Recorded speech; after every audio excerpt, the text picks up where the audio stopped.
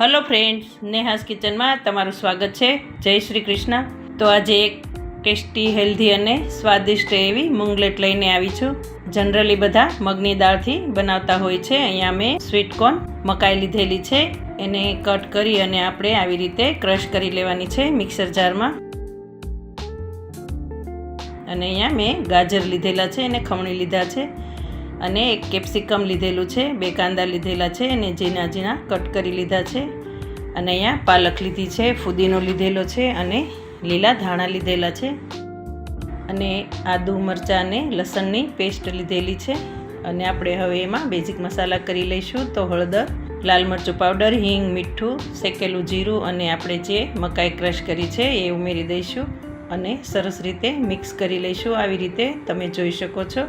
અને હવે આપણે એમાં જુવાર બાજરીનો લોટ ઉમેર્યો છે અને થોડું પાણી ઉમેર્યું છે. અને થોડા એવા સોડા લઈ અડધું લીંબુ નીચોવ્યું છે. અને હવે આપણે સરસથી મિક્સ કરી લઈશું. અને આવું બેટર બનાવવાનું છે. અને આપણે નોનસ્ટિક પેન લેવાનું છે. તો એમાં થોડું તેલ ઉમેરી અને આવી રીતે આપણે એને શેકી લેવાના છે. તો એકદમ ટેસ્ટી, હેલ્ધી અને સ્વાદિષ્ટ એવી મૂંગલેટ બનીને તૈયાર થાય છે. તો આપણે એની સાથે દહીં બનાવીશું. તો અહીંયા આખું જીરું, લાલ મરચું પાવડર અને મીઠું ઉમેર્યું છે સ્વાદ પ્રમાણે. અને હવે મિક્સ કરી લઈશું. આપણે હવે સર્વિંગ પ્લેટમાં લઈ લઈશું. તો અહીંયા ટેસ્ટી, હેલ્ધી અને સ્વાદિષ્ટ એવી મૂંગલેટ તૈયાર થઈ છે. તો તમે એકવાર આ મૂંગલેટ જરૂરથી ટ્રાય કરજો અને બનાવજો.